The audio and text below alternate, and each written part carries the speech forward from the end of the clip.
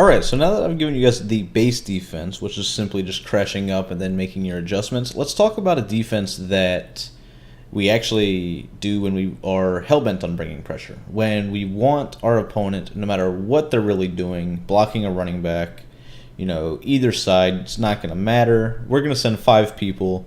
We know we're going to get pressure. And the setup to this is you want to crash your defensive line to the right. You want to take the left of screen outside linebacker, and you want to blitz him and move him out, as you saw me do with Telvin Smith.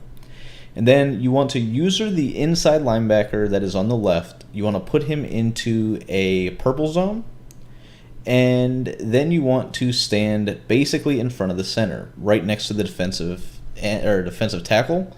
And what you'll see happen is you're going to get the linebacker that we're moving out to come in free, as well as the defensive tackle looping around the edge.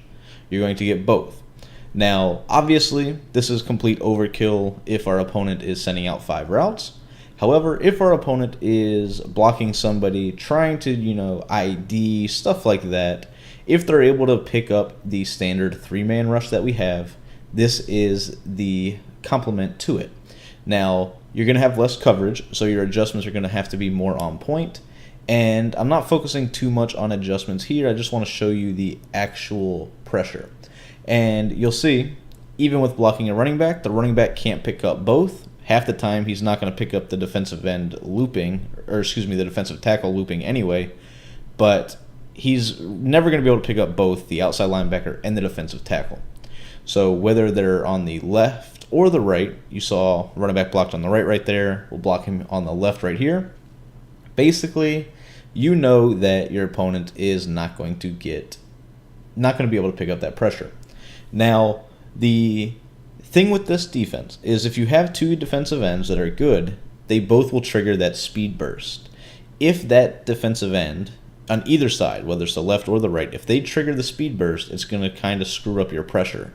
But if they do get the speed burst, as you see right here, you're going to get crazy block shed. So it's kind of annoying that it happens that way, but at the same time, it doesn't hurt the effectiveness of the defense.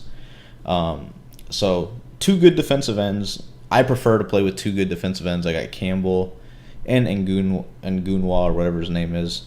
And then you got Fowler, who's the guy we're using to loop. So that's basically it. That's what I do if my opponent is blocking a running back. I don't really care too much on which side they are, no matter what they're doing.